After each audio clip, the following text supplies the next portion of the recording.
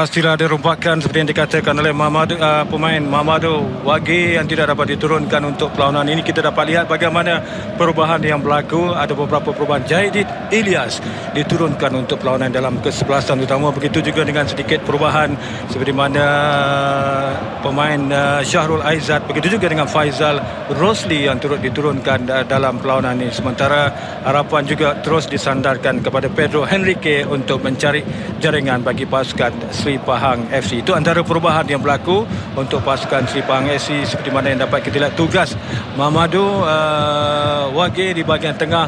Sekarang ini kita dapat lihat Hero ataupun kita kata Hero Gulan yang akan bermain di centre back selaku kapten untuk perlawanan pada malam ini, sementara Muslim Ahmad dan Jaidit diletakkan di sebelah kanan pemain yang pantas lincah, dan sudah pastilah itu amat penting untuk Sri Pahang untuk membantu barisan harapan yang diketuai Faizal Rosli, Pedro dan juga Abdullah Chong Ifat. Tetapi ada sedikit berita yang tidak menggembirakan pasukan Perak ketika sesi warming up tadi apabila Nazirul Naim mengalami kecederaan buku lali menyebabkan pertukaran saat akhir dilakukan dengan kita dapat lihat Rafiuddin Rodin disenaraikan kembali dalam kesebelasan utama. Lain-lain perubahan yang dapat kita lihat apabila 3 atau 4 perubahan termasuklah Kareka diturunkan dalam kesebelasan utama.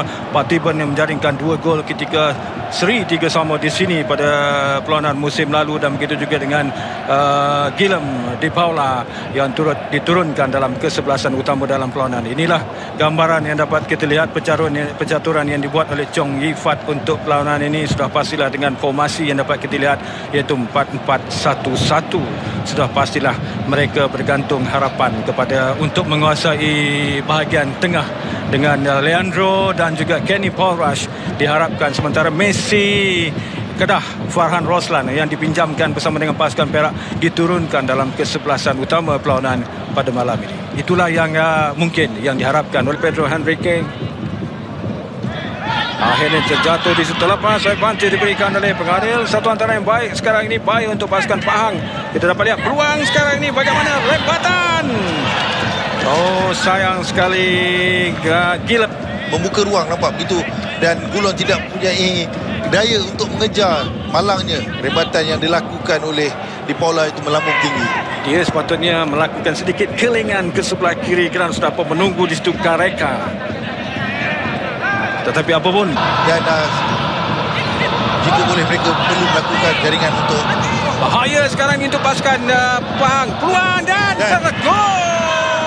Seperti yang saya katakan, bagaimana Patiban mengulangi jaringannya seperti yang dilakukan di meletakkan pasukan pelawat Perak FC di hadapan ketika ini. Kita lihat bagaimana jaringan ini berlaku. Kesilapan sebenarnya dengan gelakan daripada Guillem tadi, rembatannya dapat ditampan oleh Muslim. Bola loose ball itu tadi datang kepada Patiban dan mudah untuk dia menolak masuk pada ketiga penjaga gol pasukan Pahang.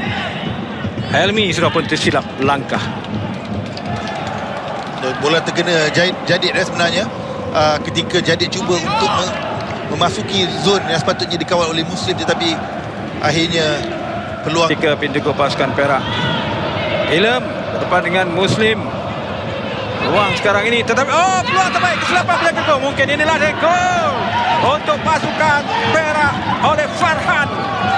Turun buat kali yang pertama sebagai kesebelasan utama, tetapi kesilapan penjaga gol Helmi Eliza. Kita dapat lihat Perak menjaringkan gol mudah.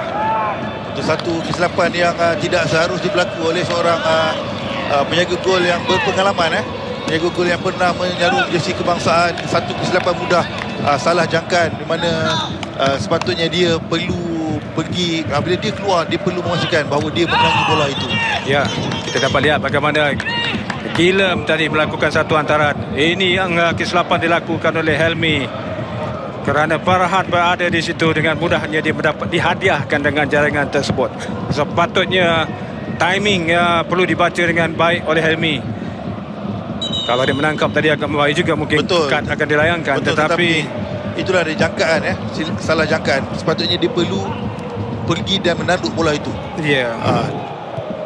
Apapun malangnya situasi itu menyebabkan Pahang ketika ini tuan rumah ketinggalan dua gol di belakang pasukan pelawat pasukan Perak FC. Ini satu petanda yang tidak baik untuk pasukan Sri Pahang musim ini. Dalam dua baik pemain Perak sudah pasti gembira dengan misi ini, dengan kemenangan kepada pasukan Perak FC 2, Seri Pahang FC 0 di Stadium Darul Makmur. Kita kembali ke studio bersama dengan Tabah dan Said Adni.